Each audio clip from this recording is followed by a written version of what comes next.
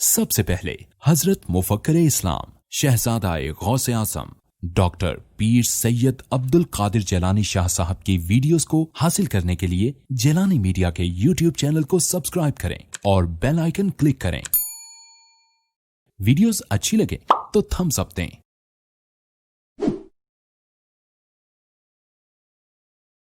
الحمد لله نحمده ونستعينه ونستغفره ونؤمن به ونتوكل عليه ونعوذ بالله من شرور أنفسنا ومن سيئات أعمالنا من يهده الله فلا مضل له ومن يضلله فلا هادي له ونشهد أن لا إله إلا الله وحده لا شريك له ولا مثل له ولا مثال له ولا مثيل له ولا مماثل له ونشهد أن سيدنا وسندنا وشفيعنا وشفاء صدورنا وملجأنا ومأوانا ومولانا محمدا عبده ورسوله أما بعد فقد قال الله تبارك وتعالى جل جلاله في القرآن المجيد والفرقان الحميد أعوذ بالله من الشيطان الرجيم بسم الله الرحمن الرحيم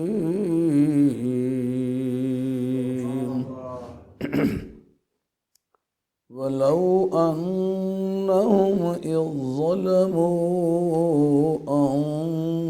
أنفسهم جاءوك فاستغفروا الله واستغفر لهم الرسول لوجدوا الله توابا رحيما صدق الله مولانا العظيم وبلغنا رسوله النبي الكريم ونحن على ذلك من الشاهدين والشاكرين والحمد لله رب العالمين الصلاة والسلام عليك يا سيدي يا رسول الله وعلى آلك وأصحابك يا حبيب الله الصلاة والسلام عليك يا سيدي يا رسول الله وعلى آلك وأصحابك يا حبيب الله الصلاة والسلام عليك يا سيدي يا رسول الله وعلى آلك وأصحابك يا حبيب الله معززین کرام، یہ وہ دین ہے جو نبی کریم علیہ السلام نے اس کا آغاز مکے کی سرزمین سے فرمایا تھا۔ کائنات کا سب سے اچھا خطیب، جس کو عرش الہی کے منبر پر بٹھا کے رب نے باتیں کروائی ہیں، وہ خطیب کبھی مکے کی گلیوں میں بندہ تلاش کرتا ہے کہ اس سے بات کروں، بات سننے کے لیے کوئی تیار نہیں ہے۔ کفار کے میلوں میں جا کے بات کرنا چاہتا ہے تو وہ بجائے بات سننے کے پتھر مارتے ہیں۔ اس کا مقصد یہ ہے کہ جذب و انجذاب میں مناسبت چاہیے ہوتی ہے، اثر دینے میں اور اثر قبول کرنے میں مناسبت چاہیے ہوتی ہے۔ اگر مناسبت نہ بنے تو باوجود اس کے کہ مؤثر بہت بڑا مؤثر ہے، متاثر اس سے اثر قبول نہیں کرنا چاہتا، وہ بہت بڑا اثر دینے والا ہے لیکن اثر قبول کرنے والے میں قوت نہیں ہے۔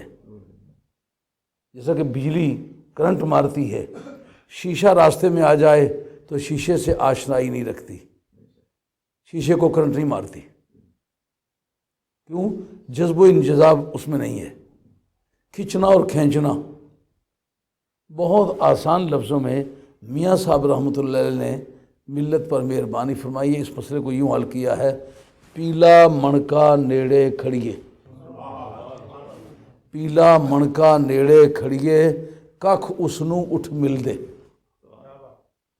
پیلا مਣکا نیڑے کھڑیے، ککھ اسنوں اٹھ مل دے، لالا نال نہ چمڑن اٹھ کے، راز نیارے دل دے۔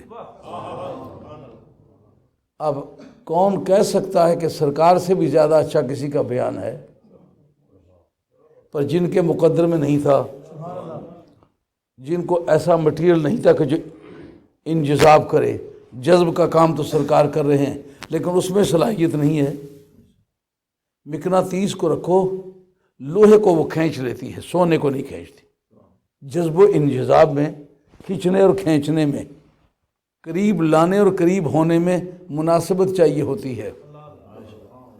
اب جن کی مناسبت تھی، حبشہ سے بلال حبشی چھوٹے اور نبی پاک علیہ السلام کی مقناطیس سے آ کر اٹیچ ہو گئے کہ نہیں؟ صہیب رومی روم سے چلے،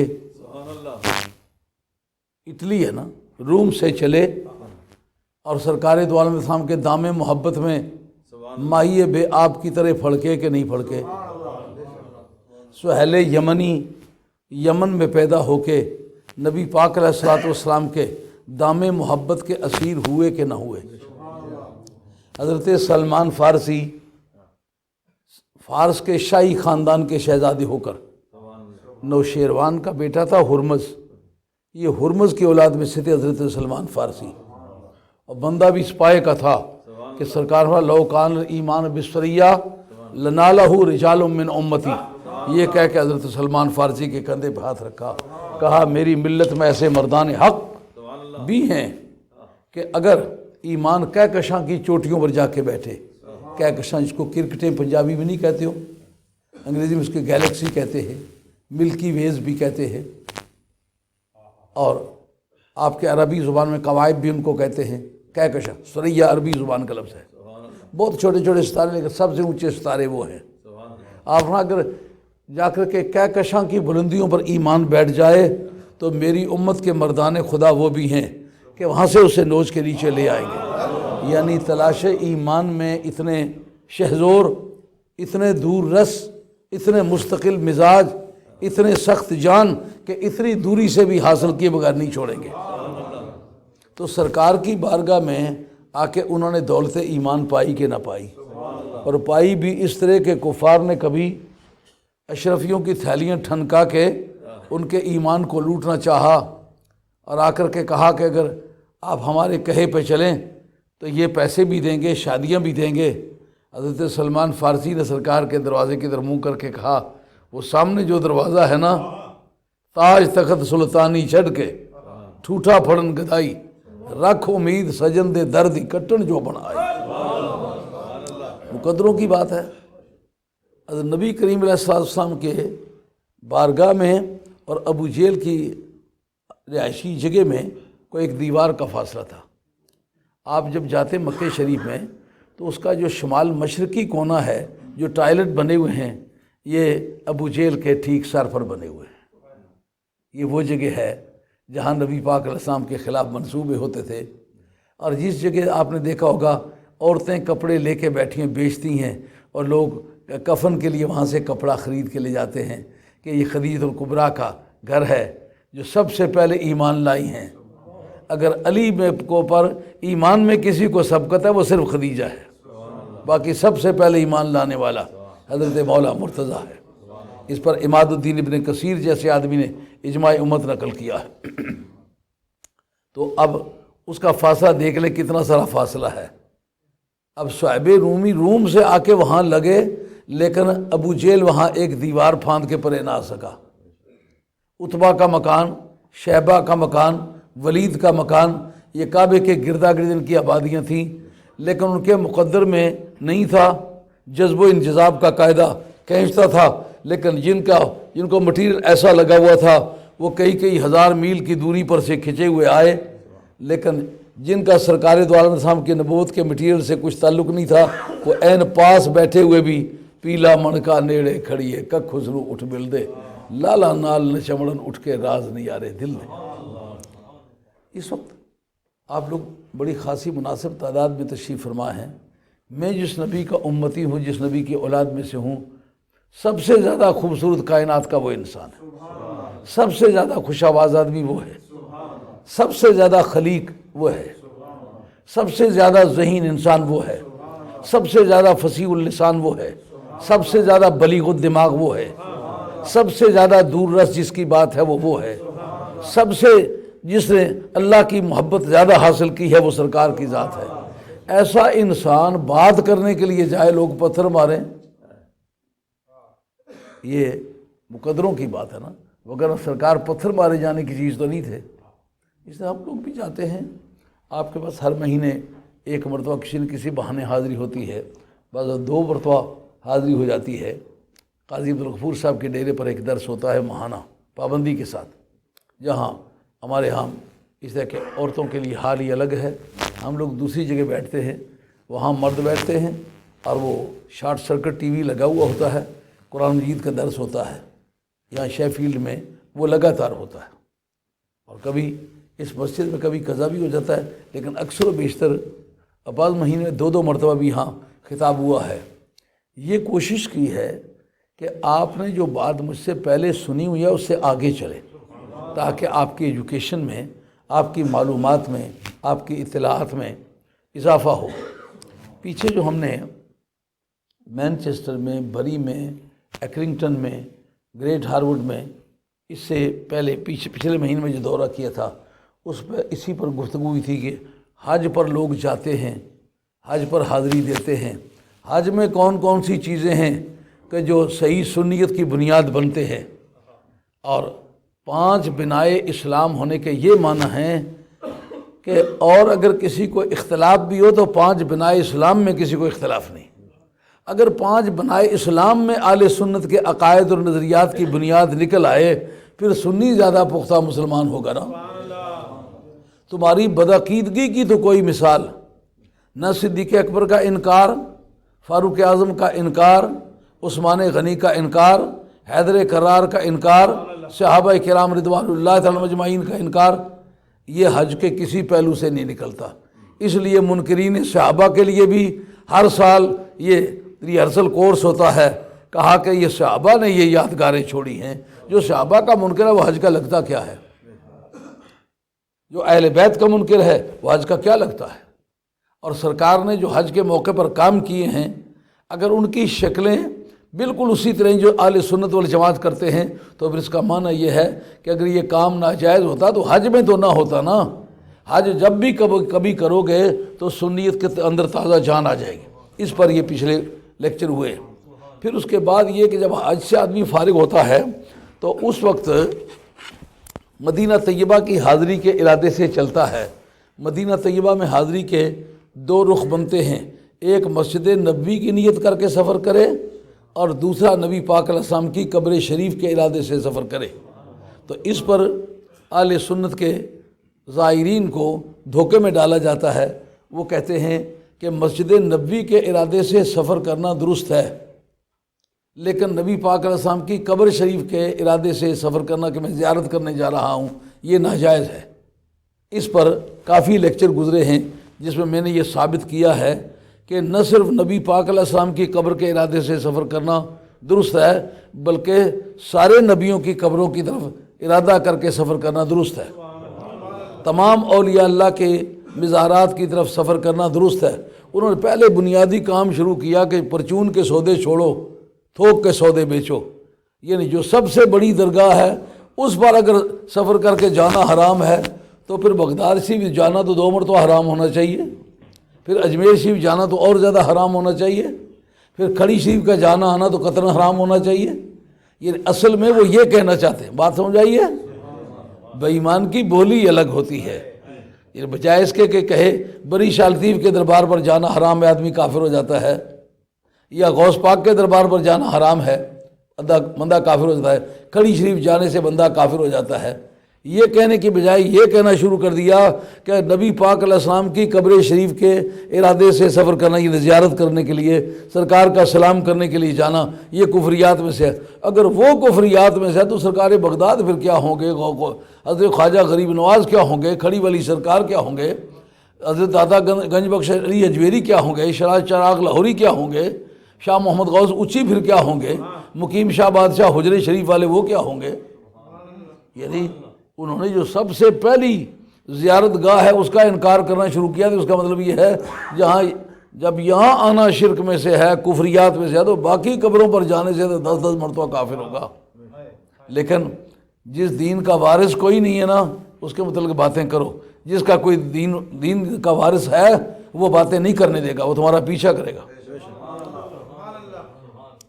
مدینہ طیبہ ایک مرتبہ یونیورسٹی میں کلاس میں ہے تو ایک استاد بات کرتے ہیں کہ جناب قبر کے ارادے سے سفر کرنا منع ہے۔ میں نے کہا مجھے بتاؤ کہ زیارت کرنا بھی منع ہے؟ انہوں نے کہا زیارت کرنا جائز ہے۔ میں نے کہا کتنا عجیب قسم کی بات ہے، آپ کہیں نماز پڑھنی جائز ہے، وضو کرنا حرام ہے۔ ذریعے کا انکار کرنا اصل شے کا انکار کہلاتا ہے اصولیوں کے نزدیک۔ جو آدمی چپاتی پکانے کا قائل ہو وہ آٹا گوندنے کا منکر ہو، آٹا گوندنا ذریعہ ہے چپاتی پکانے کا، کیسی بدتمیزی اختیار کر رکھی ہے، خدا کا خوف کرو۔ ذریعے کا منع کر دینا اصل شے کا منع کرنا ہے۔ جب زیارت کرنا ثابت ہے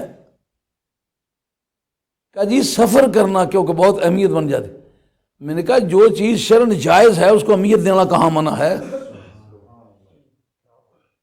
اب جناب کسی طرح وہ قابو نہ آئے۔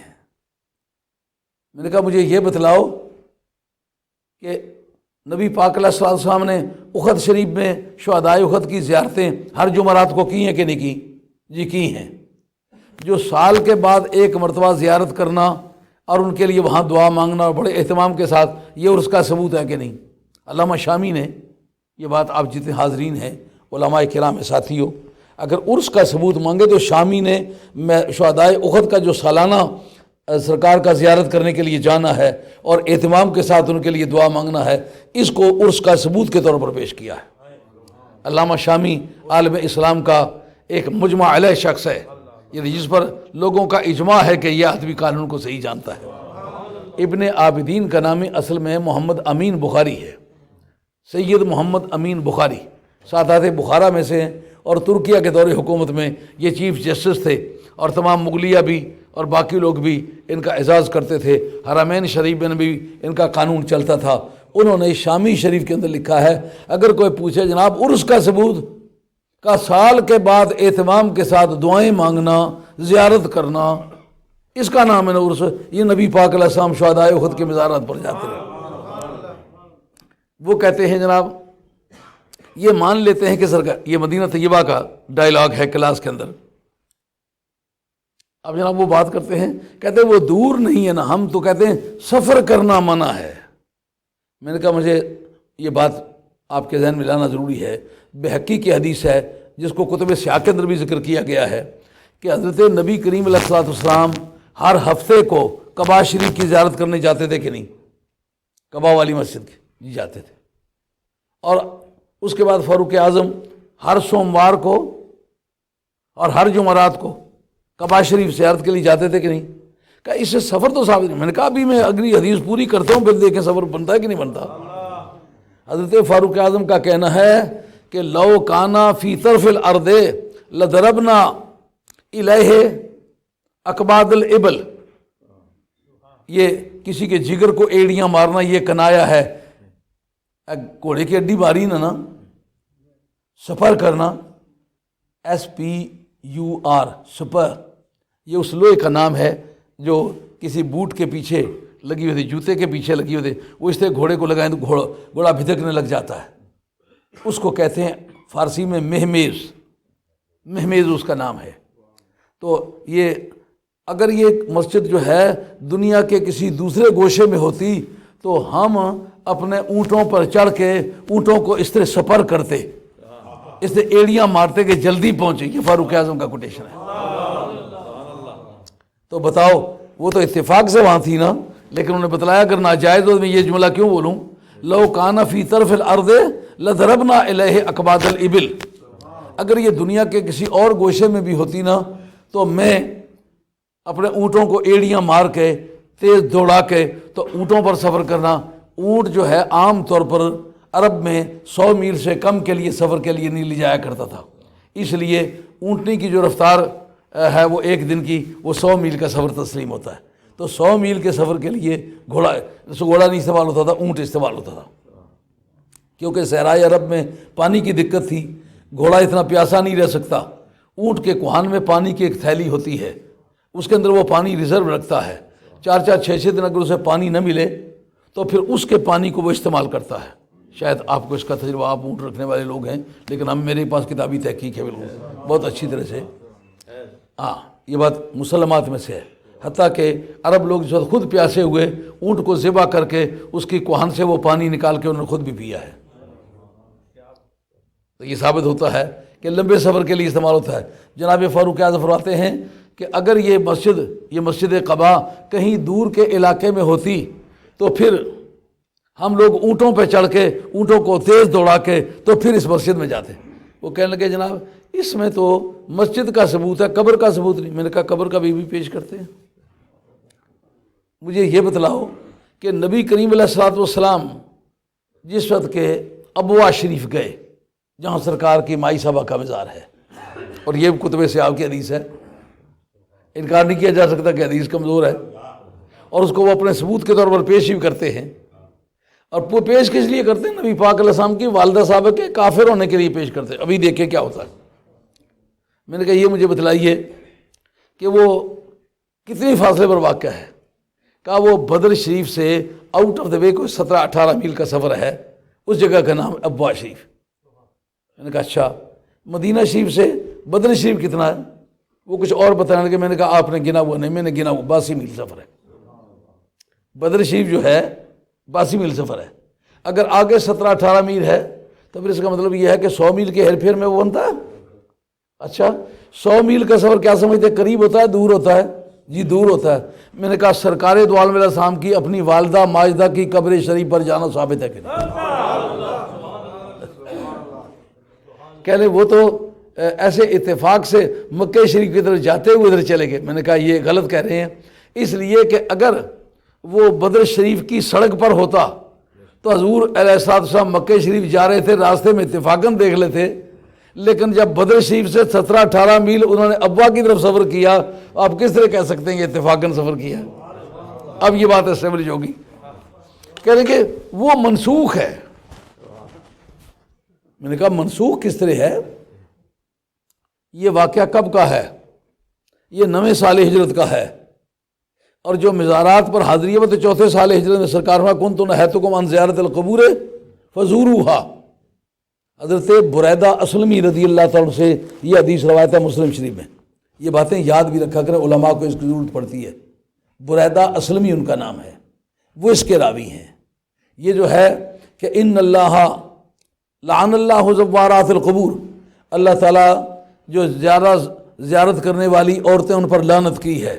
یہ حدیث بھی مسلم اور بخاری دونوں کے اندر ہے، لیکن اس کے راوی ہیں حضرت ابو ہریرہ.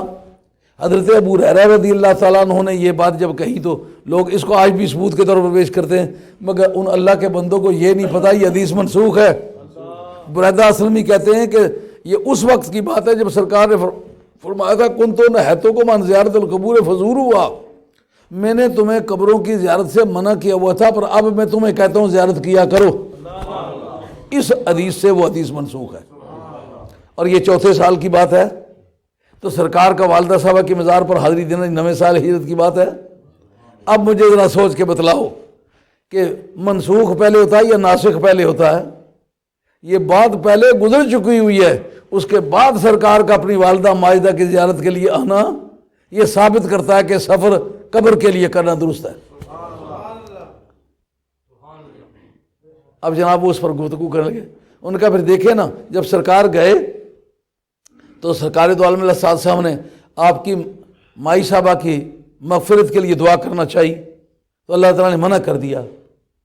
میں نے کہا مجھے یہ بتائیں حدیث کا باقی حصہ کیوں نہیں پڑھتے آپ؟ فرماتے ہیں کہ میں نے اللہ سے اپنی مائی صاحبہ کی قبر کی زیارت کرنے کی اجازت چاہی، اللہ نے اجازت دے دی۔ اس سے کیا ثبوت نکلتا ہے؟ قبر کے لیے جانا، مومن کی زیارت کرنا، اللہ سے مانگنا، خدا کی طرف سے اجازت مل جانا، یہ سارے ثبوت ہے اس بات کا کہ قبر کی طرف سفر کرنا بھی درست ہے اور حاضری دینا بھی درست ہے۔ ان کا پھر مجھے یہ بتائیں کہ رب کریم نے مغفرت کرنے سے مانگنے سے کیوں منع کر دیا؟ میں نے کہا پہلے یہ تو طے کر لیں کہ جب اجازت مانگی کہ میں قبر پر جاؤں، اس سے ثابت کیا ہوتا ہے؟ جس وقت عبداللہ ابن ابی کی موت واقع ہوئی تو حضرت نبی کریم علیہ السلام کو سورہ توبہ کے اندر کہا گیا وَلَا تُصَلِّ عَلَىٰ أَحَدٍ مِّنْهُمْ مَاتَ أَبَدًا وَلَا تَقُمْ عَلَىٰ قَبْرِهِ إِنَّهُمْ كَفَرُوا بِاللَّهِ وَرَسُولِهِ وَمَاتُوا وَهُمْ فَاسِقُونَ۔ اے پیارے، ان میں سے، ان بے ایمانوں میں سے اگر کوئی مر جائے، آپ کو نہ اس کا جنازہ پڑھنے کی اجازت ہے، نہ اس کی قبر کی زیارت کرنے کی اجازت ہے۔ اس سے ثابت ہوا کہ حضرت نبی کریم علیہ السلام نے جب قبر کی زیارت کرنے کی اجازت مانگی، رب نے دے دی۔ ثابت ہوا کہ سرکار کی والدہ ماجدہ مومنہ ہیں، اگر مومنہ نہ ہوتی تو پھر قبر کی زیارت کرنے کی اجازت کیوں مل جاتی؟ اب جناب تڑپے، کیونکہ ان کا نقطہ نگاہ میں حیران ہوں، جو نبی کریم علیہ السلام کے والدین ماجدین کو کافر ثابت کرنے کے لیے سر دھڑ کی بازی لگا دے، سر سے پاؤں تک محنت کرے، مومن سمجھا جائے گا؟ آپ میں سے کسی کے والدین کے عیب تلاش کرنے کے لیے زور مارا جائے، آپ اس کو بھیجیں گے میرے بیٹے کی شادی ہے، مہربانی کر کے شادی میں شامل ہو جاؤ؟ کیسے پر لاکھ لعنت ہے، میری ماں کو برا کہتا ہے، میرے باپ کو برا کہتا ہے۔ اور دونوں جہان کے سردار کے ماں باپ کے بارے میں یہ کمزور رائے رکھنا، یہ کہاں کا انصاف ہے؟ کبھی مجھے یہ بتاؤ، اگر وہ مومنہ تھی تو سرکار نے جب مغفرت کی اجازت مانگی کہ ان کے لیے دعا کروں کہ خدا ان کو بخش دے، منع کیوں کیا گیا؟ میں نے کہا ہاں اس پر گفتگو کرتے ہیں۔ مجھے یہ بتاؤ کہ کسی نبی کے لیے یہ دعا کرنا درست ہے اللہ نبی کو بخش دے؟ سوچنے لگ گئے۔ میں نے کہا میں کہتا ہوں کسی نبی کے لیے مغفرت کی دعا مانگنا حرام ہے۔ کیوں؟ بخشے ہوئے کے لیے بخشش کی دعا مانگنا حرام ہے۔ جب آپ کہیں گے نبی کو بخش دے، اس کا مطلب یہ ہوگا کہ نبی پہلے بخشا ہوا نہیں ہے۔ رب کہتا ہوں پیارے، جس کے پیٹ میں تو رہا ہے اس کی بخشش کی کیا بحث ہے؟ جب ہمارے فقہاء اس پر متفق ہیں، جس مچھلی کے پیٹ میں یونس علیہ السلام رہے ہیں اس کا درجہ عرش اعظم سے بھی بلند ہے، اور مچھلی کے پیٹ میں نبی رہا ہو تو مچھلی کے پیٹ کا درجہ عرش اعظم سے بلند ہے۔ جس پیٹ میں نبی رہا ہو اس کے بارے میں تمہارا کیا خیال ہے؟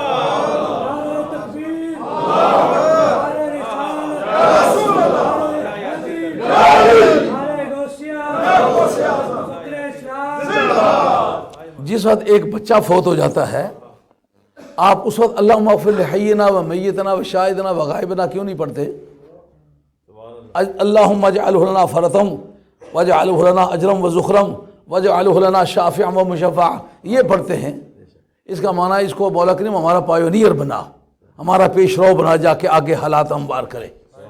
اور ابن ماجہ کے اندر 3 حدیثیں یہ کہ بعد دیگر مولا مرتضیٰ کی روایت سے موجود ہیں، کہ جو چھوٹے نابالغ بچے مر جائیں گے، کہتے ہیں کہ فاطمہ میں تیرا کچھ نہیں سنوار سکتا، اس وقت بڑی حیرت ہوتی ہے، اے فاطمہ یا اے علی فلا اغنی عنک من اللہ شیئا بخاری کے اندر ہے. اس کے اوپر میں کافی گفتگو کر چکا ہوں علماء کے بڑے بڑے اکھاڑوں میں، اور بستر باندھ کے رکھ دیے ہیں اہل باطل کے. ان میں کوئی آدمی چوں بھی نہیں کر سکا، اور آج تک بھی اگر توفیق ہے تو کرے چوں. میں موجود ہوں. بے وارثاں نہیں باڑیاں لوگ بانے ہونے ہیں. نبی پاک نے وارث دنیا میں موجود ہے.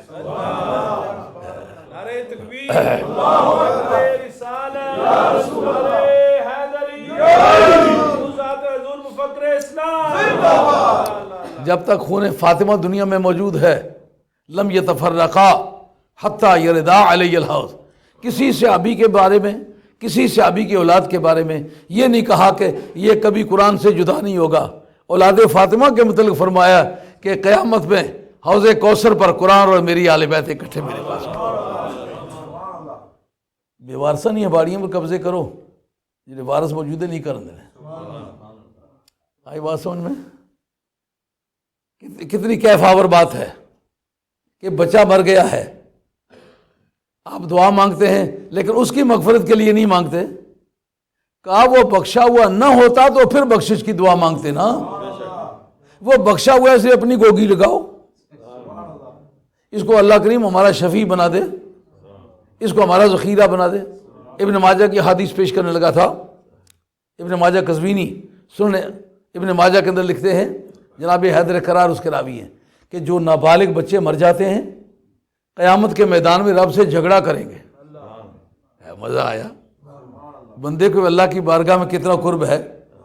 کسی فرشتے کی تاریخ میں آپ اگر تلاش کریں گے یہ نہیں مل سکے گا کہ وہ فرشتہ رب سے جھگڑا کر سکتا ہے. وہ بندے ایک پیکر خاکی ہو کر، عرضی نیاد ہو کر، مٹی کا پتلا ہو کر خدا نے تجھے کتنی عزت عطا فرمائی. نابالغ بچے جو مرے ہیں وہ جھگڑا کریں گے رب سے. ان کا مولا ہمارا کیا قصور تھا، دنیا میں ہم فائدہ اٹھانے کا کیوں نہیں موقع دیا، ہم تیرے بندے نہیں تھے. یار مانگو جو کچھ مانگتے ہو. ان کا ہمارے والدین کو بخش. ان کا یہ بڑے گنہگار ہیں ہم ان کو نہیں بخشتے. ان کا نہیں بخشتے ہم کبھی راضی نہیں ہوتے. جب تک ان کے والدین جنت میں نہیں جائیں گے اس وقت تک وہ راضی نہیں ہوں گے. مدینے والی سرکار دور حاضر کا مولانا کہتا ہے نبی فاطمہ کا کچھ نہیں سنوار سکتا. یہ سنن ابن ماجہ کی حدیث ہے. یہ 3 حدیثیں ہیں. مولا مرتضیٰ اس کے راوی ہیں کہ بچہ رب سے لڑائی کرے گا اس کے والدین بخشنے پڑیں گے، اللہ تعالیٰ بخشے گا انہیں. جب تک بخشے گا نہیں جنت میں وہ نہیں جائیں گے. بچے کے جھگڑے پر ماں باپ کو بخشا جا سکتا ہے، نبی کے جھگڑے پر فاطمہ کو کیوں نہیں بخشا جا سکتا. اب جناب نابالغ بچے کے لیے آپ نے دعا مانگی ہے تو آپ نے یہ نہیں کہا اس کو بخش دے. کیوں نہیں دعا مانگی؟ کہا وہ بخشا ہوا ہے. جب نابالغ بخشا ہوا ہے تو نبی کی ماں کے بارے میں یہ سمجھنا کہ وہ پکڑی ہوئی ہے. اس جگہ جو دعائے مغفرت کرنے سے منع کر دی گیا اس کا مقصد یہ ہے کہ محبوب تو اس پیٹ میں رہا ہے، یہ بخشی ہوئی ہے، اور کوئی بات کرنا چاہتا. اب جناب وہ پروفیسر یونیورسٹی کے بڑے نا امید ہوئے، کہتے تم پڑھنے کے لیے کیوں آئے ہو، تم اتنے فاضل آدمی ہو. میں نے کہا میں سرکار کی قبر شریف کے ارادے سے آیا ہوں. اب وہ اسی سے روکنا چاہتے ہیں. میں نے کہا میں سرکار کی قبر شریف کے ارادے سے آیا ہوں. یہ جو اب تو اس نے اکھاڑ دیا ہے، اس کا نام تھا بیت الحسن. ہمارا خاندان آخری مرتبہ جو جبرن نکالا گیا تھا وہ کالے پتھروں والا جو مکان تھا نا، جو کتب خانہ تھا، اس کا نام بیت الحسن. ہم اس گھر کے رہنے والے تھے. یعنی مدینہ طیبہ میں جو جنوب مشرقی کونے کے سامنے کالے پتھروں والا مکان تھا نا، اس کو بیت الحسن کہتے تھے. وہ بیت الحسن ہمارا جدی مکان ہے، ہم اس سے نکلے تھے. ہمیں جبرن وہاں سے نکالا گیا تھا. ہم خدا کی کائنات میں ان مظلوم انسانوں میں سے ہیں جو مدینہ طیبہ میں پیدا ہوئے اور جبرن نکالے گئے. خدا کی حکمت تھی پوری دنیا میں آج سادات جدھر بھی جاؤ اولاد رسول آپ کو ملتی ہے، اور میں کوئی نہ کوئی نامی ہر دور میں ملتا ہے. لکل خلف من امتی عدول من آل بیتی. میری امت کی ہر نئی کھیپ کے لیے اولاد فاطمہ میں سے ایک مرد خدا ہوگا جو ڈوبتی کشتی کو ایک مرتبہ بھنور سے نکال کے پھر ساحل مراد پر واپس لے آئے گا. یہ سرکار. تو اس طرح ہم نے اس پچھلے سفر میں اس پر بحثیں کی ہیں. آج اسی مضمون کو پھر چھیڑتے ہیں.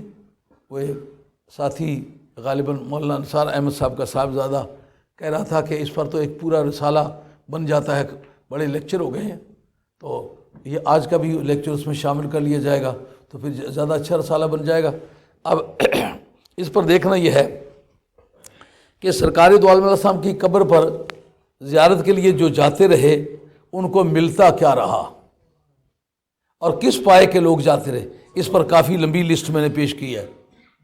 اور اگر وہ اکیلے بھی جاتے نا اور جا کر کے سلام کر کے چپکے سے واپس آ جاتے، کہا جا سکتا تھا جاہل تھے، معاذ اللہ ان پڑھ تھے، ان کا کام کون سا سچائی اور جواز کا ثبوت بنتا ہے۔ اگر حضرت حیدر کرار کہیں جاء اعرابی بعد ما دفنا رسول اللہ صلی اللہ علیہ وسلم بثلاثۃ ایام فرما بنفسہ علی قبرہ وحصا علی راسہ من ترابہ، یہ اماد الدین ابن کثیر نے، یہ میرے پاس اس کی کتاب اماد الدین ابن کثیر کی موجود ہے، اس کو میں پیش کر چکا ہوں، اس کو دوبارہ پیش کرنے کی ضرورت نہیں۔ یہ کتاب ہے، یہ بحر المحیط ہے ابو خیان اندلسی کی، یہ آدمی اماد الدین ابن کثیر شام کا رہنے والا ہے اور یہ بحر المحیط والا یہ اسپین کا رہنے والا ہے، دونوں کے اندر یہ روایت موجود ہے۔ یہ عبارت جو میں نے پڑھی لفظ بلفظ اسی طرح ہے۔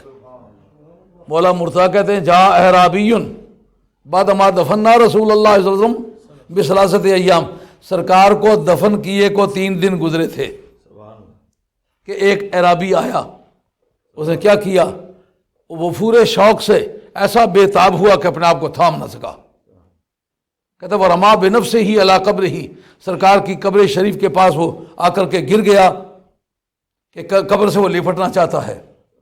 جناب اس میں آگے ثبوت اس کے موجود ہے کہ حضرت ابو ایوب انصاری رضی اللہ تعالیٰ عنہ جن کے گھر میں سرکار کا روضہ شریف تھا، یار پاس رہ کے بچھڑے رہے، جس کے صحن میں روضہ تھا وہ آ کے قبر سے لپٹ جاتا تھا۔ یہ علامہ زرقانی ہے، زرقانی شرح موائب الدنیا، اس کے اندر موجود ہے کہ حضرت ابو ایوب انصاری رضی اللہ تعالیٰ عنہ قبر سے لپٹنے کو جائز نہیں بلکہ قرب الہی کا ذریعہ سمجھتے تھے۔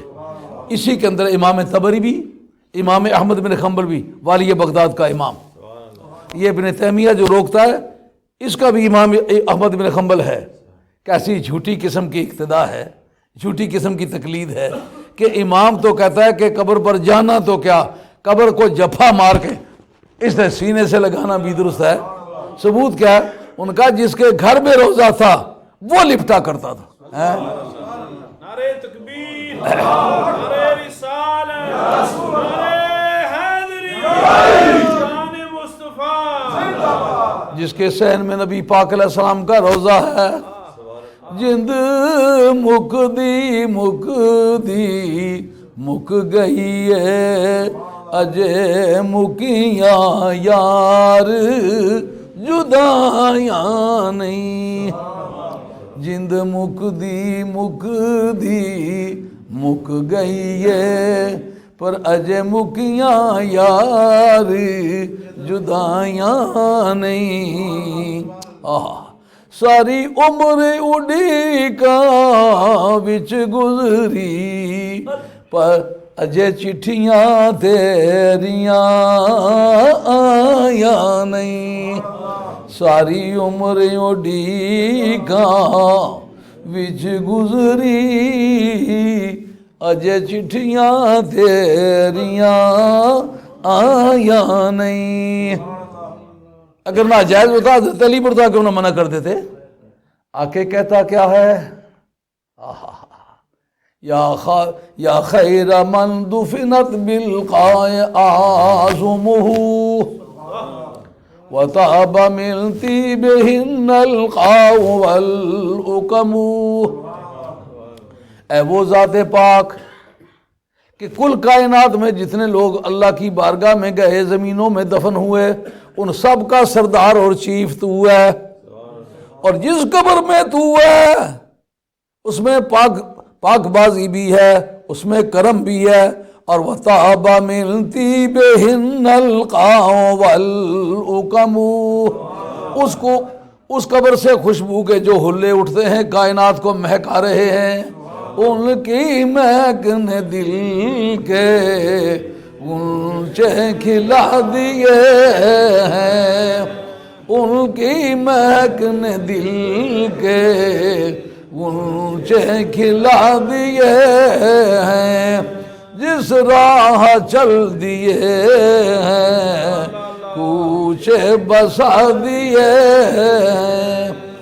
عرابی کو کیا پتا ہے میں کیا کہوں، مولا مرتضیٰ کہتے ہیں میری موجودگی میں وہ یہ شعر پڑھ رہا ہے وَتَابَ مِن طِيبِهِنَّ الْقَاءُ وَالْأُقَمُ، اے وہ ذات کہ تیری قبر کی برکت سے دشت و دمن خوشبو میں مہک اٹھے ہیں ان کی مہک نے دل کے غنچے کھلا دیے ہیں جس راہ چل دیے ہیں کوچے بسا دیے ہیں۔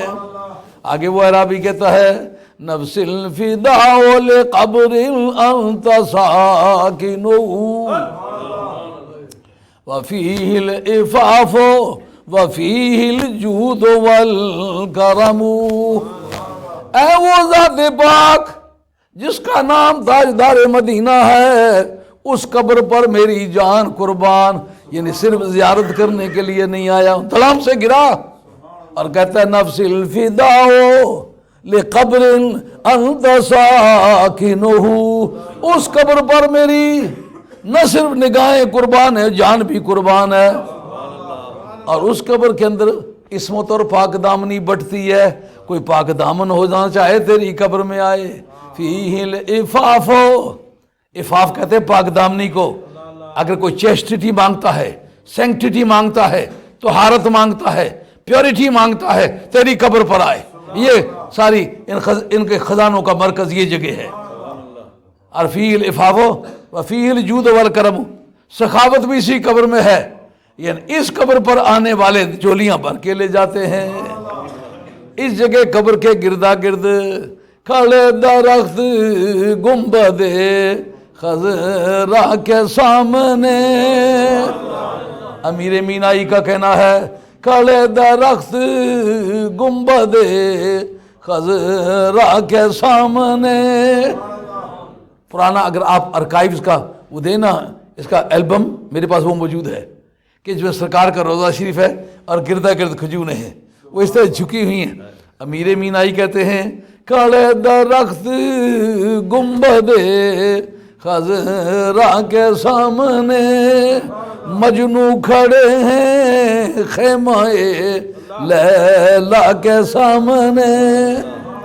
یہ کھجوریں آپ کی بارگاہ کی طرف جو جھکی ہوئی ہیں یہ ایسا جیسا مجنو ہو اور خیمہ لیلا ہو تو لیلا کے خیمے کے سامنے مجنو سر جھکائے کھڑے ہوں۔ اعلیٰ حضرت رحمۃ اللہ علیہ کو گران گزرا کہ سرکار کے گنبد خضرا کو خیمہ لیلا کہا اور اس کے گردا گرد جھکنے والوں کو مجنو کہا کہ کھڑے درخت گنبد خضرا کے سامنے یہ قدسی کھڑے ہیں عرش معلا کے سامنے، یہ قدسی کھڑے ہیں عرش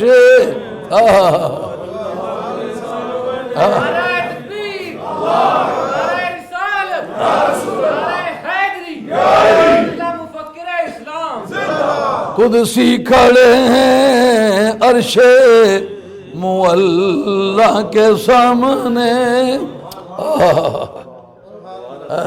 اس کے رسول بھی ایک الگ دولت ہے، کتوں ایڈا درد لے آئے درداں والے یارا، 10 دکان اساڑے تائی بڑی دلال ہمارا، با محباں باش دائم ہم نشی، با محباں باش دائم ہم نشی تا توانی روح آدھا رام بھی۔ کجدے سونا سنار کی دکان سے ملتا ہے، لوہا لوہار سے ملتا ہے، کپڑا بزاز سے ملتا ہے، عشق کے سودے عاشقوں سے ملتے ہیں۔ با محباں باش دائم ہم نشی. کوئی سرکار کی محبت رکھنے والا اس کی مجلس میں بیٹھو. ہاں سمجھ آئیے. خشک تسبیح سے پرہیز کرو. خشکی رستہ خشک عبادت بن سوزوں بن دردوں. اے عبادت ملکی پائی نہیں ہے عاشق مردوں. محبت والا بندہ ہے. کہتا ہے اگر دولت چاہیے, عزت چاہیے, علم چاہیے, عرفان چاہیے تو سب کا خزانہ یہ سرکار دو عالم علیہ السلام کی قبر شریف ہے. دونوں عالم کی رحمت مدینے میں ہے. دونوں عالم کی رحمت مدینے میں ہے. رحمتوں کا خزینہ مدینے میں ہے. رحمتوں کا خزینہ مدینے میں ہے. کیا کہوں کتنی پرکیف ہے زندگی. کیا کہوں کتنی پرکیف ہے زندگی. جب سے اپنا ٹھکانہ مدینے میں ہے. جب سے اپنا ٹھکانہ مدینے میں ہے.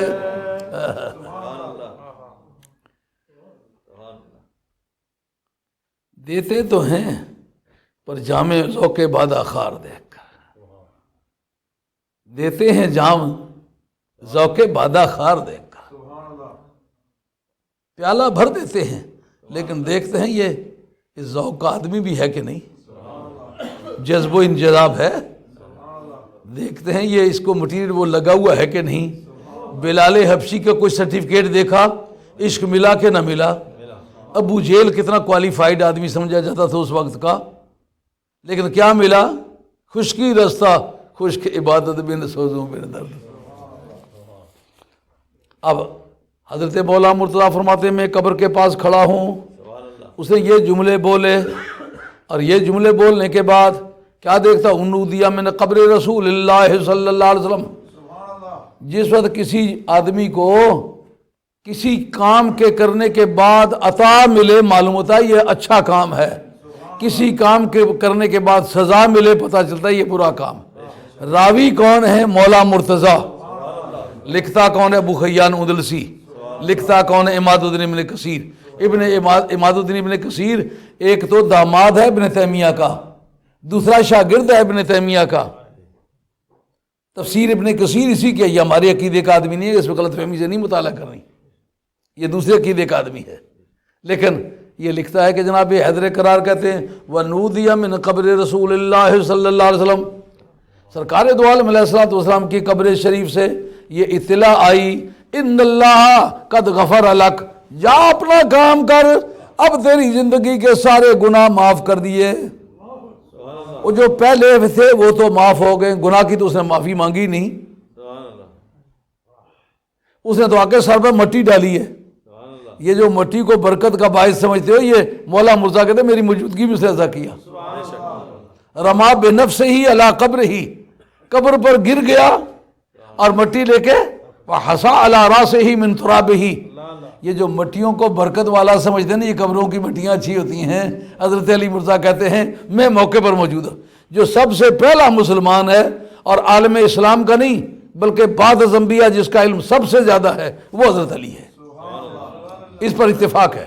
بخاری کے اندر ہے کالا عمر رضی اللہ, حضرت فاروق اعظم رضی اللہ کو کوٹیشن ہے اس کے اندر جو فرمایا عالمنا علی, ہم سب میں چوٹی کا عالم علی ہے. اقضانا علی, ہم سب میں چوٹی کا جج علی ہے. پوری دنیا کے ججز کے فیصلوں پر نظر ثانی ہوئی ہے مگر کبھی بھی حضرت حیدر قرار کے کسی فیصلے پر نظر ثانی نہیں ہوئی. یہ کمال ہے. وہ موجود ہو, بندہ یہ عقیدہ ظاہر کرے حضرت علی مرتضیٰ چپ رہے, یہ تو درست نہیں. ان کے چپ رہنے سے ہم نے اسٹیبلش کر لیا کہ یہ مٹی ڈالنا بھی اگر درست نہ ہوتا حضرت علی مرتضیٰ کبھی چپ نہ رہتے. اگر قبر کی حاضری اس طریقے سے درست نہ ہوتی کبھی حضرت علی مرتضیٰ چپ نہ رہتے. اور اس کے اندر میں نے حوالہ جات پیش کیے ہیں. امام قسطلانی کی مواہب الدنیا کی شرح لکھی ہے علامہ عبد الباقی زرقانی مالکی نے, مصر کے رہنے والے علماء میں سے ہیں, اور بہت بڑی کتاب ہے یہ, 12-13 جلدوں کی کتاب ہے. اس کے اندر یہ انہوں نے بات لکھی ہے کہ حضرت ابو ایوب انصاری سین میں جن کے سرکار کا مزار ہے وہ سرکار کی قبر سے لپٹا کرتے تھے. یہ اس آدمی کی پیاس نہ بجھ سکی جس کے پاس رہے. یار حسن کی انتہا ہے. آدمی فیڈ اپ ہو جاتا ہے 2 4 10 مرتبہ دیکھے تو. جن کے سین میں زندگی گزری، مکہ فتح ہوا 8ویں سال ہجرت میں، صحابہ نے عرض کیا یا رسول اللہ آپ کا اصلی وطن واگزار ہو گیا ہے، آپ واپس چلیں. آپ نے فرمایا جس کے سین میں بیٹھ کے دکھوں کے دن گزارے ہیں، اب قیامت میں جب کھڑا ہوں گا تو اسی کے سین سے کھڑا ہوں گا. ہماری رسم وفا کے خلاف ہے. حضرت بابا فرید مسعود گنج شکر سے صوفیاء نے وفا کا ایک سبق ذکر کیا ہے. یہ حضرت خواجہ فرید المسعود گنج شکر کی ایک کرامت ہے. گنج چشتیاں آپ کھڑے ہیں، ایک درخت کو آگ لگ گئی، اوپر ایک پرندہ بیٹھا ہوا ہے. جب پرندے کو دیکھا تو آپ نے خواجہ فرید المسعود گنج شکر نے پرندے کو مخاطب کر کے کہا آگ لگی اس برچ کو جلنے لاگے پات، اڑ جا پولیا پنچھیا پر ہیں تمہارے ساتھ. آگ لگی اس برچ کو، اگلے دل بیعت کرنے تو دوے دل تروڑی سٹنے. اللہ اس کے رسول کو حاضر کر کے کلمہ پڑھ کے بیعت کرتے. اس کا کیا گلا؟ سرکار کے وہی لکھنے والے کتنے بندے مرتد ہوئے. سرکار کے کہنے سے پہلے ایک جملہ لکھ دیا، اسی طرح وہی آ رہی تھی، اسی طرح نکلا. ان کا محمد صلی اللہ علیہ وسلم کو کیا آتا ہے، یہ تو وہی مجھ پر بھی وہی اسی طرح آتی ہے، اس لیے لوگ مرتد ہوئے. انہیں گھبرانے کی کوئی ضرورت نہیں. جب نبی پر ایمان لانے والا مرتد ہو سکتا ہے اور کاتب وہی مرتد ہو سکتا ہے، پھر اور کسی کی کیا بحث ہے. پر دیکھیں خواجہ فرید المسعود گنج شکر کہتے ہیں کہ جو آگ لگی اس درخت کو، آپ کو شاید اس کا علم نہ ہو کہ درختوں کو آگ کس طرح لگتی ہے. اگر آپ مقبوضہ کشمیر کے علاقے میں دورے کریں جنگلوں کے، تو بے شمار جنگلوں میں خود بخود آگ لگتی ہے. کوئی درختوں میں کوئی ایسی نوعیت ہے خود آگ لگ جاتی ہے. اور کافی درخت دیکھے جو بیچ میں سے جلے ہوئے ہیں، آگے پیچھے سے ہرے ہیں.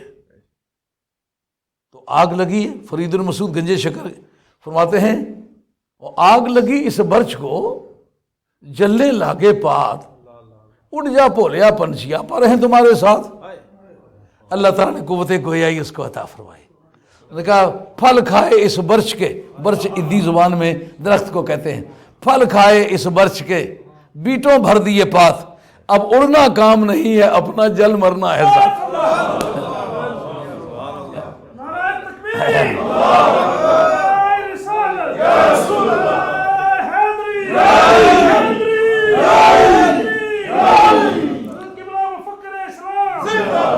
اب ہم یہ پوچھنا چاہیں کہ اے ابو ایوب انصاری، وہ تیرے تو گھر میں ساری زندگی رہے ہیں، کہا تمہارے کاغذات میں تو میرے گھر ہی رہے ہیں، لیکن اتنا قریب رہ کے میری پیاس نہ بجھ سکی، گویا کہ میں دور ہی کھڑا تھا.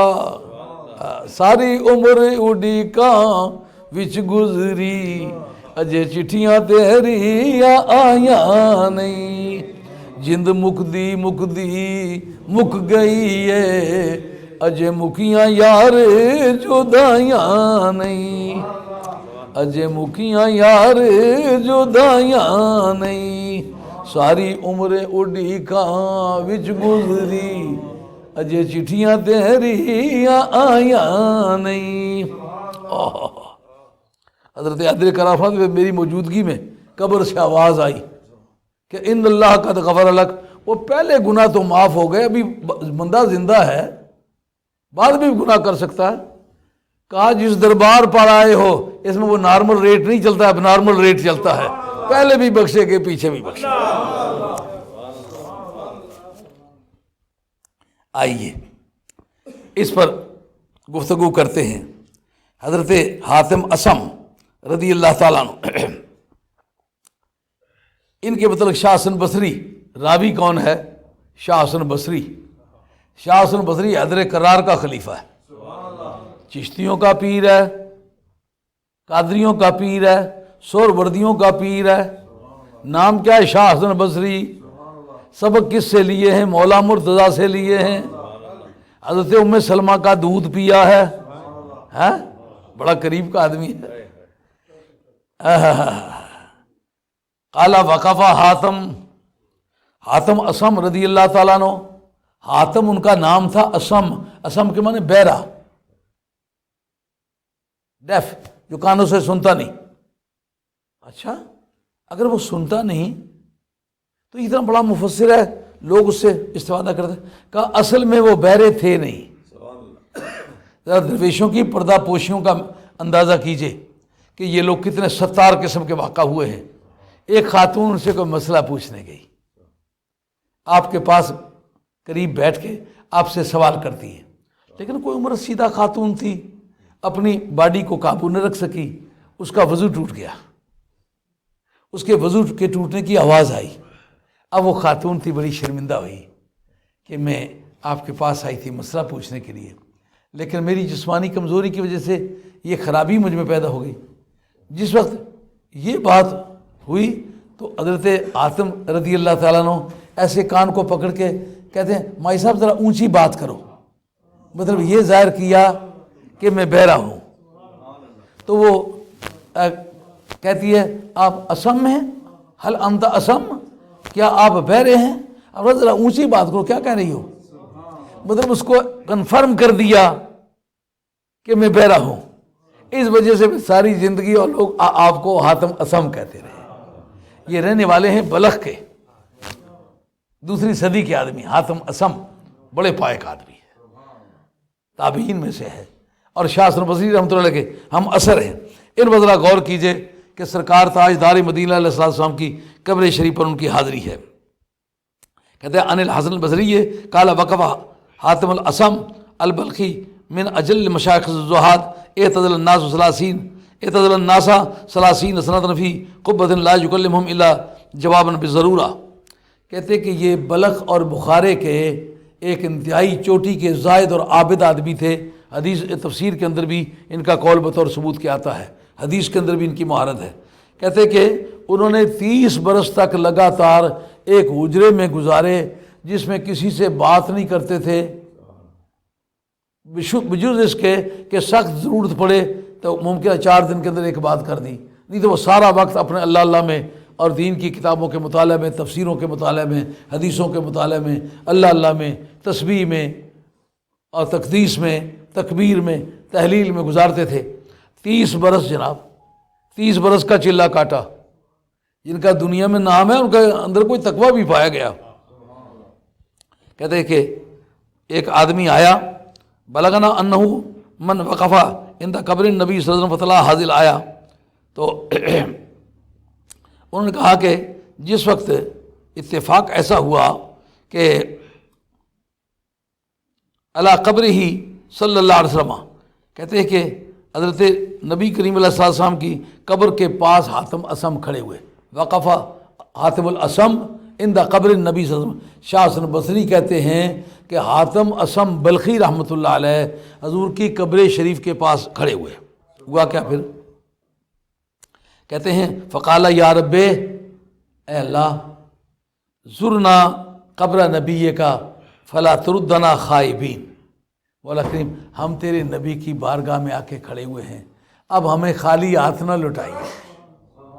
जो तेरी बारगाह का दरवाज़ा है ना, ये तूने कहा हुआ था, वलौ अन्नहुम इज़ ज़लमू अन्फुसहुम जाऊक फस्तगफरुल्लाह।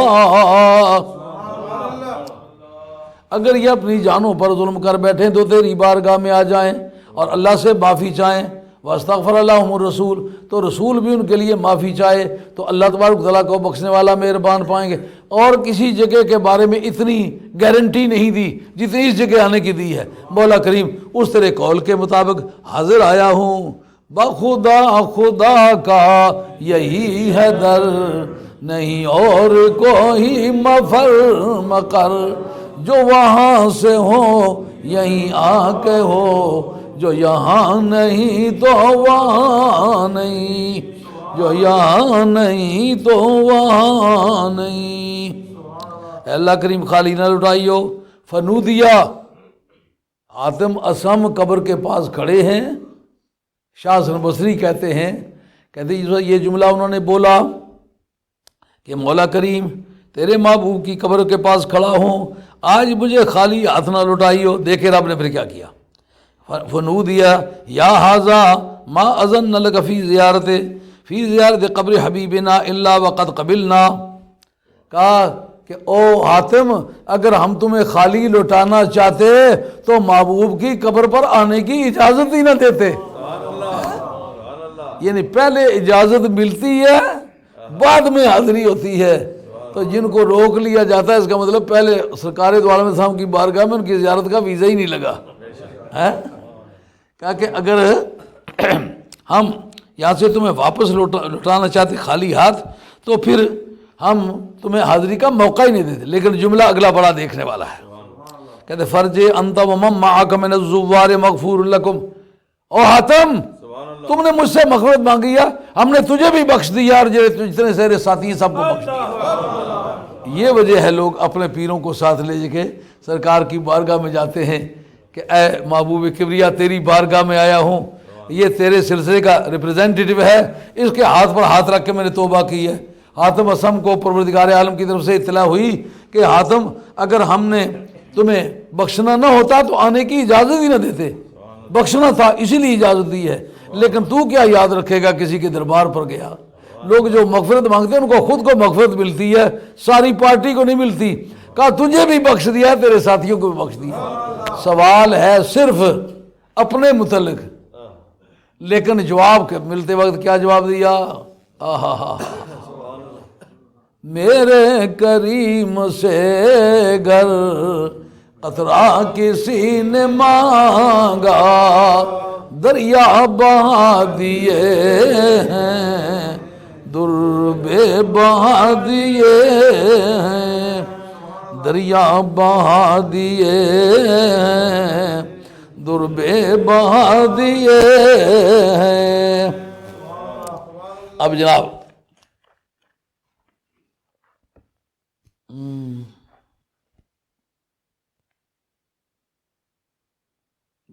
گھنٹہ پر غالباً ہو گیا، اس سے اگلا چیپٹر اب یہ چھیڑنا چاہتے تھے کہ سرکار دو عالم صاحب اس کو جوابی طور پر کیا جملے بولتے ہیں، جو کہتا الصلاۃ والسلام علیک یا سیدی یا رسول اللہ۔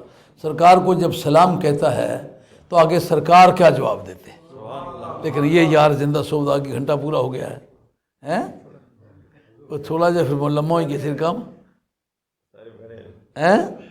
نہیں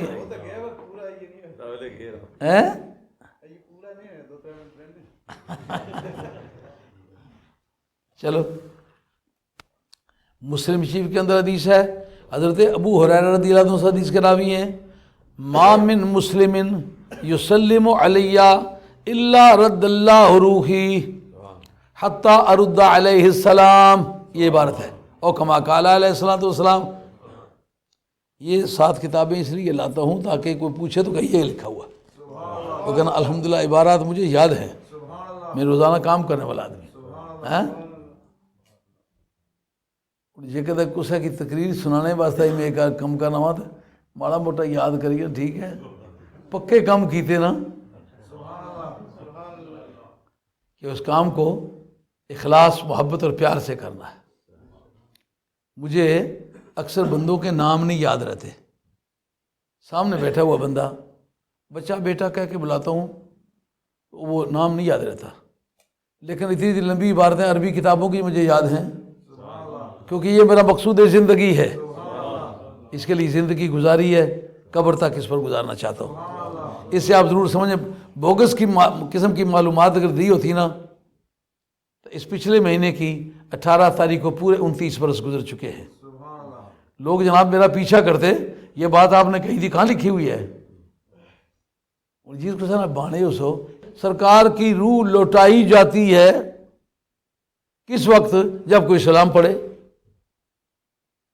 پھر اس سے ثابت ہے جب تک کوئی سلام نہیں پڑھتا اس وقت تک تو مردہ ہی ہوتے ہیں معاذ اللہ۔ جو آپ سنو کہا کہ اگر سلام کا سلسلہ ٹوٹے پھر تو روح الگ ہوگی، اگر کوئی ایسا وقت آئے ہی نہیں کہ لاکھوں کی تعداد میں درود پڑھنے والے ہوں۔ یہ صرف قبر کی بحث نہیں، کہا ما من مسلم یسلم علیہ، کوئی بھی مسلمان ایسا نہیں جو سلام مجھے پڑھے، خواہ عرب میں پڑھے کہ عجم میں پڑھے، اور کوئی نہیں پڑھے گا، اللہ تو ہر وقت پڑھتا ہے نا۔ اور کوئی نہ پڑے فرشتے 70,000 صبح آتے ہیں شام تک وہ رہتے ہیں، شام کا چارج دے کے اس وقت چلتے ہیں جب 70,000 اور آ جائے۔ کوئی وقت پھر یہ 70,000 کا تانتا تو ہر وقت سرکار کی قبر پر بنا ہوا ہے۔ یہ تو وہ ہیں کہ جو آسمانوں سے آتے ہیں، جو زمینوں سے آتے ہیں۔ اس جگہ عشاء کا وقت ہے، دوسرے ملک میں صبح کا وقت ہے، تیسرے ملک میں ظہر کا وقت ہے، چوتھے ملک میں عصر کا وقت ہے۔ ایسا وقت کوئی نہیں آتا اذان کوئی نہ ہو رہی ہو، ایسا وقت کوئی نہیں آتا کہ سلام پڑھنے والا کوئی نہ ہو، اور کسی وقت اگر منکر بھی ہے تو جو نماز پڑھے گا السلام علیکہ ایھا النبی کہے گا کہ نہیں؟ کابو ڈاڈا آئے ہیں پترا، آخ کیسا سرکار کی یا نہ آخنے پترا نماز پڑھ جائے تو آڈا صاحب کریے۔ السلام علیکہ ایھا النبیو، ایھا النبیو کہ میں نے یا نبی، یہ ویریئنٹس ہیں اس کے قرات کے مختلف شکلیں ہیں۔ یا رسول اللہ کا معنی، یا نبی اللہ کا معنی، یا ایھا النبیو کا معنی بالکل ایک ہے، استعمال بھی ایک ہے۔ اور کسی جگہ اگر تو اس کو شرک سمجھتا ہے مجھے بتا نماز کے اندر بھی شرک ہے کہ نہیں؟ وہ کون سی بات ہے نماز کے اندر ہو تو شرک نہ ہو، نماز کے باہر ہو تو شرک ہو؟ تو جناب پوری دنیا میں نمازیں پڑھی جا رہی کہ نہیں پڑھی جا رہی؟ یہ 70,000 ملائکہ صبح آتے ہیں، شام کے وقت ہو جاتے ہیں، شام کے وقت جاتے اس وقت جب 70,000 اور آ جائے، یہ صلاۃ و سلام پڑھتے پڑھتے جاتے ہیں، وہ صلاۃ و سلام پڑھتے پڑھتے آتے ہیں۔ ان اللہ و ملائکتہ یصلون علی النبی، کوئی بھی فرشتہ ایسا نہیں آئے یا نہ آئے صلاۃ و سلام تو پڑھتا ہے۔ ان اللہ و ملائکتہ یصلون علی النبی، جتنے بھی فرشتے سرکار پر سلام پڑھتے ہیں، تو پھر ہر مرتبہ تو ایسا نہیں ہوتا کہ اس کو واپس روح بھیجی جائے۔ سرکار دو عالم علیہ السلام نے یہ بتانا چاہا کہ سبب کیا ہے کہ سلام پڑھنا، مسبب کیا ہے میری باڈی کے اندر روح آنا۔ اگر سبب میں دوام ہو تو مسبب میں دوام ہوتا ہے۔ نہیں بات سمجھ آئی؟ سورج جب نکلے تو روشنی ہوتی ہے، اگر سورج ڈوبے ہی نہیں تو پھر سرکار کا یہ فرمانا مجھ پر سلام پڑے تو میری روح واپس آتی ہے۔ اگر ایسا کوئی وقت آتا ہی نہیں کہ وقت تو ہو پر سلام نہ ہو، فرشتے تو نہ روٹی کھائیں، نہ پانی پئیں، نہ قضائے حاجت کریں، نہ وضو تازہ کرنے کے لیے جائیں، نہ بیمار ہوں، نہ ان کا ہاضمہ خراب ہو، سب حالتوں میں ہر وقت درود پڑھتے ہیں۔ جب ہر وقت درود پڑھتے ہیں تو ہر وقت سرکار کی باڈی کے اندر روح موجود ہے، پھر جس وقت بھی کوئی سلام پڑھے تو دقت نہیں ہے۔ پھر لگاتار کیوں سبب ذکر کیا ہے، سبب سلام پڑھنا ہے، صلاۃ پڑھنا ہے، اور وہ سبب اگر ہمیشہ تو مسبب ہمیشہ ہے۔ اچھا اس پر چل کر کے تھوڑی سی اور گفتگو کرتے ہیں۔ امام بہقی کی کتاب الاعتقاد میرے کتب خانے کے اندر موجود ہے، اس کے اندر موجود ہے۔ یہ تو سرکار کا معاملہ ہے، باقی سارے نبیوں کے بارے میں کیا عقیدہ ہے کہ نبیوں کی باڈیوں سے روح جدا ہوتے ہیں؟ کا اصل قصہ یہ ہے جس نبی کی جب بھی کبھی جہاں کہیں روح نکالی جاتی ہے تو فیصلہ کرنا ہوتا ہے رکھیں اس کو کہاں۔ نبی کے راستے میں آزمائشیں ضرور ہوتی ہیں۔ گل ماڑی اکھی کھولی تو سن سو جی ہے کا نوٹی ہوئے تو دوئی کھولی ہوئے ہے نا، نکے نکے ہونے سے ہاں ایک باری سانگیاں سانگ لایا تو وہ سانگیا جڑا مزاقیہ جڑا نا اس کی چھتر جا مارنے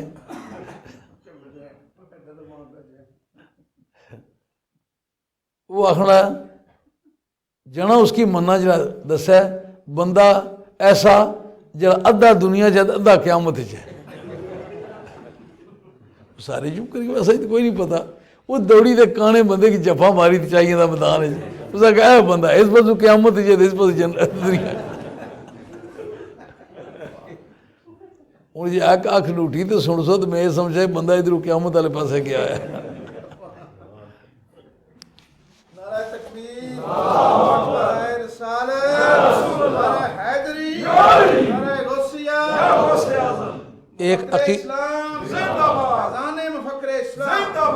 ایک عقیدے کا مسئلہ ہے کہ نبیوں پر آزمائشیں ضرور آتی ہیں۔ آپ لوگ علماء کرام دھیان سے یہ بات سنیں، نبیوں پر آزمائشیں ضرور آتی ہیں لیکن زوال مرتبہ نہیں آتا۔ نبیوں کے ساتھ رب کی جو دوستی ہے نا، دوستی بھی ہو اور ذلیل بھی کرے، ایسا نہیں ہوتا۔ جو عزت نبی کو دی ہے نا وہ واپس نہیں لی جایا کرتی۔ اسی لیے ہمارے ناسخ و منسوخ کے چیپٹر میں اصول تفسیر کے اندر یہ بحث ہے کہ اگر کسی آیت میں سرکار کی فضیلت ہے، اس کے بارے میں کوئی آدمی کہے یہ منسوخ ہے، ہرگز منسوخ نہیں ہو سکتی۔ کیوں کہ نبی کو فضیلت دی تو جا سکتی ہے، واپس نہیں لی جا سکتی۔ وَلَلْآخِرَةُ خَيْرٌ لَكَ مِنَ الْأُولَىٰ، اگر کسی آیت کے اندر سرکار کی فضیلت ہے، آپ سمجھ جائیں کہ یہ ناسخ آیات میں سے، منسوخ آیات میں سے ہرگز نہیں ہو سکتی۔ اٹل فیصلہ ہے، کیونکہ نبیوں کو مرتبے دیے جایا کرتے، واپس نہیں لی جایا کرتے۔ اس پرنسپل کے تحت جس وقت نبی کی روح نکالی جاتی ہے، پھر رکھے اس کو کہاں جو اس کی باڈی ہے نا اس سے افضل جگہ ملے تو وہاں رکھیں گے۔ اب نبی کی باڈی ایسی چیز ہے کہ نبی کی باڈی کا درجہ جنت سے بھی افضل ہے، عرش الہی سے بھی افضل ہے، لوح سے بھی افضل ہے، قلم سے بھی افضل ہے۔ اسی کے تحت اس پر اتفاق ہے تمام عالم اسلام کا، اپنے اور بیگانوں سب کا۔ التصدیقات لطف التلبیسات، یہ کتاب علماء دیوبند نے لکھی ہے۔ اس کے اندر کہا کہ نبی پاک علیہ السلام کی قبر شریف کی وہ مٹی جو سرکار کی باڈی سے لگتی ہے، اس کا درجہ کعبہ شریف سے افضل ہے، بیت المقدس شریف سے افضل ہے، مسجد حرام سے افضل ہے، مسجد نبوی سے افضل ہے، لوح سے افضل ہے، قلم سے افضل ہے، عرش الہی سے افضل ہے۔ اچھا پھر اس کو رکھیں کہاں؟ کہا اس کو جنت میں رکھیں؟ کہا نہیں، نبی کے بدن کے مقابلے میں جنت کی قیمت کم بنتی ہے، زوال مرتبہ بنتا ہے، پھر اس کو کہاں رکھیں؟ کہا سب سے افضل اگر اسی کی اپنی باڈی ہے واپس یہی رکھ دو۔ یہ کس نے لکھا ہے؟ علامہ بہقی نے، جن کا سنہ وفات 458 ہے۔ یہ شاگرد ہے امام حاکم مستدرک کا، اور یہ آدمی اپنے وقت کا نامی آدمی ہے، اپنے اور بیگانوں نے اس کی بڑی تعریف کی ہے، جس کو بہت اچھا محدث کہنا چاہتے، کہتے یہ بہقی وقت ہے۔ جیسا قاضی صلی اللہ صاحب پانی پتی کو لوگوں نے، اپنے وقت کے لوگوں نے کہا یہ بہقی وقت ہے، تو بہقی نے یہ بات لکھی ہے کتاب الاعتقاد کے اندر کہ نبیوں کی باڈیوں سے روح نکال کے ان کو واپس ان کی باڈی میں کر دی جاتی ہے۔ تو پھر یہ بھی تسلسل کا ایک ثابت کرنے کا طریقہ ہے۔ کہتے ہیں جب تک پھول کھلتے رہیں، بلبل چہکتے رہیں، دشت و دمن مہکتے رہیں، خدا کرے کہ تجھے عزت ملے۔ جب تک سورج مشرق سے طلوع ہو کر مغرب میں غروب ہوتا رہے، خدا تجھے عزت بخشے۔ جب تک کہ 14ویں رات کے چاند سے سارا آسمان روشنی سے بھر جائے، خدا تعالیٰ تمہیں عزت عطا فرمائے۔ جب تک عید کے موقعوں پر مائیں اولادوں سے مل کر خوشی محسوس کرتے رہیں، خدا تجھے عزت عطا فرمائے۔ یہ کیا طریقے ہیں دوام ثابت کرنے کے لیے؟ سرکار نے بتلایا کہ درود شریف یہ ثابت کرے گا کہ میری روح میری باڈی میں ہے۔ سبب کیا ہے؟ درود شریف پڑھنا۔ مسبب کیا ہے؟ روح میری باڈی میں ہونا۔ تو درود ہمیشہ ہی پڑھا جاتا ہے، اس لیے سرکار کی باڈی میں ہمیشہ ہی آپ کی روح رہتی ہے۔ اچھا وہ سلام کہتے ہیں، ایک کو کہتے ہوں گے، دو کو کہتے ہوں گے، چار کو کہتے ہوں گے، 10 کو کہتے ہوں گے، پوری دنیا میں سرکار نے فرمایا میں اس کو سلام کا جواب دیتا ہوں۔ بات سمجھ آ رہی نہیں آ رہی؟ اعتراض سمجھ میں آیا کہ نہیں آیا؟